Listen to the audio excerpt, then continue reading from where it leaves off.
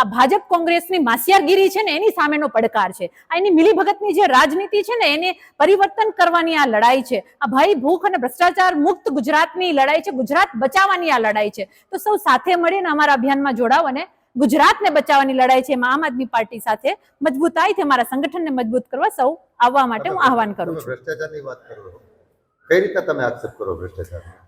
અમે નથી કરતા, ભાજપ જ કરી રહ્યું છે ખુદના ઉપર.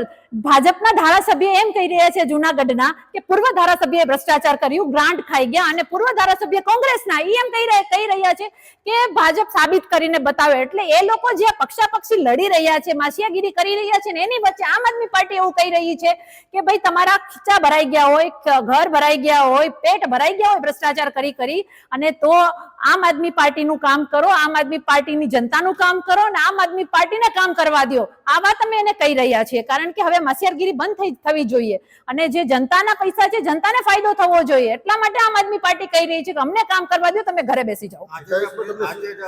તમને સ્વીકારશે? સ્વીકારી દીધા છે, સ્વીકારશે નહીં. આટલા મોટા વોટ મળ્યા છે અમને 22ની ઇલેક્શનમાં, આટલો મોટો અમે પેટા ચૂંટણીઓ જીતી રહ્યા છે પંજાબમાં અને ગુજરાતમાં, તો આનાથી મોટા આશીર્વાદ શું હોઈ શકે? એટલે અમને સ્વીકારી લીધા છે.